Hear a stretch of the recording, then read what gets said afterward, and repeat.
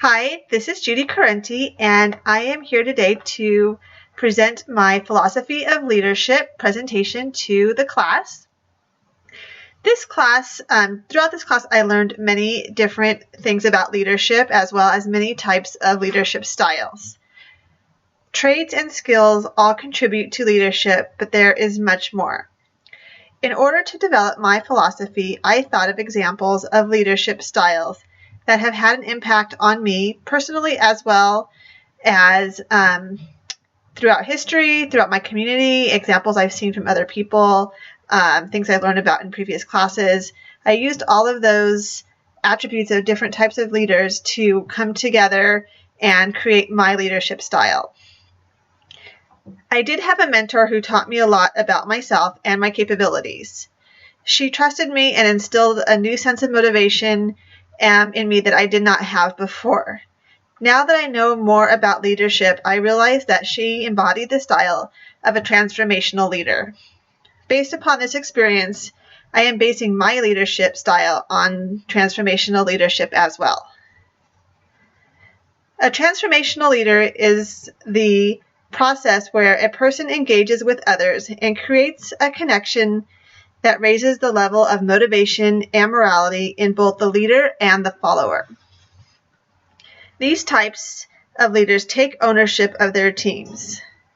An example of teamwork that comes to mind is one that my friends and I actually use all the time. We constantly use the phrase, "It takes a village." We work together all the time with each other for activities at our schools, picking up kids, things like that. And I know that with this village that we've created, I can contact and call on any one of them at any time, and they will be there to help me. This is an example of people who are working together. This group is not interested in the leader-follower labels, but working toward the benefit of all. This idea can be applied toward the workplace. Finally, transformational leaders are service-oriented. This applies to me as I work for a school district, and we are often called public servants since we are there to work with the students and the staff that helps promote student achievement. My strengths as a relator and maximizer lend themselves to this leadership style. The values that were reported to me during our values assessment were honesty, trustworthiness, and I have a high level of integrity. I believe these strengths and values will help me in my leadership style. Those were my values. My strengths were as a relator and a maximizer, and those strengths I believe would help me as a transformational leader.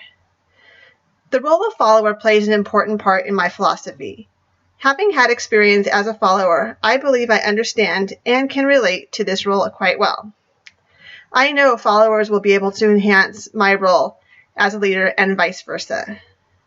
Understanding my values, and my strengths have helped me to discover what kind of leader I want to be. Now I must envision what it would be like to put that philosophy into practice. A clear vision is essential. People want to belong to something special. Establishing that vision taps into that desire. The vision is just the beginning of the engagement process. Riggio has identified 4 key elements in demonstrating transformational leadership. The first one is idealized influence. The leader serves as an ideal role model for followers. The leader walks the walk and is admired for this. The leader under idealized influence is not afraid to dig in and help with the work when needed. A second key element is inspirational motivation, having the ability to inspire and motivate followers. This involves building relationships and trust. I have put in my postings throughout this class that I believe relationships play a key role in leadership. The third key element is individual consideration, demonstrating genuine concern for the needs and feelings of followers. This encourages the follower to bring out their best efforts. Learning about them as individuals shows empathy and concern. And finally, intellectual stimulation challenges the followers to be innovative, and creative. Complacency can be boring, and many followers want to be given the opportunity to show what they are capable of doing. Another way to look at these key elements is through the word collaboration. Again, I believe this is all about relationships. Some ways to impact followers and gain their trust and build relationships include the following strategies. Learn what is important to the follower. Have the follower set goals that align with that of the team and the organization. Provide encouraging and constructive follow-up and feedback, and enlist new ideas for solving problems. As a transformational leader, I would like to take these ideas and theories and put them into practice. I just received a new position at a new district. It was a slight promotion, and it's given me more authority to make decisions. So this is something that I have to consider as I create my development plan. Working in public education has provided me great opportunities. However, I'm sort of at a crossroads in my career. Most of the people in the positions higher than me are assistant superintendents, and in those positions, often they're required to have an administrative credential.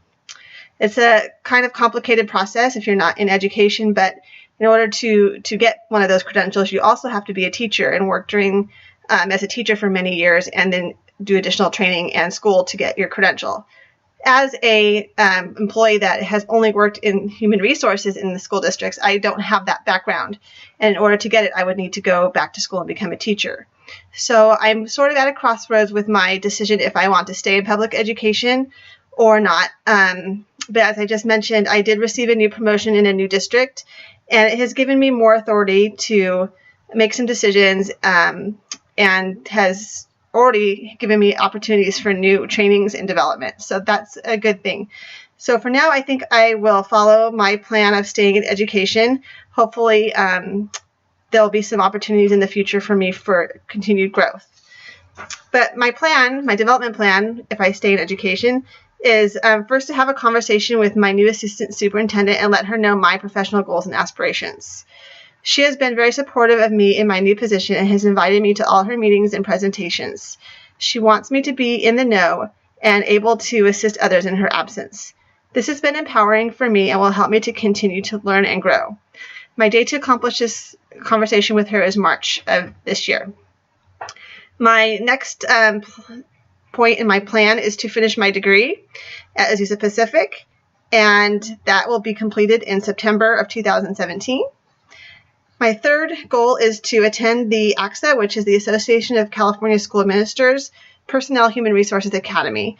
Most school district administrators have attended this training academy, and I would like to have the opportunity to do that, and it would show my intent to move forward.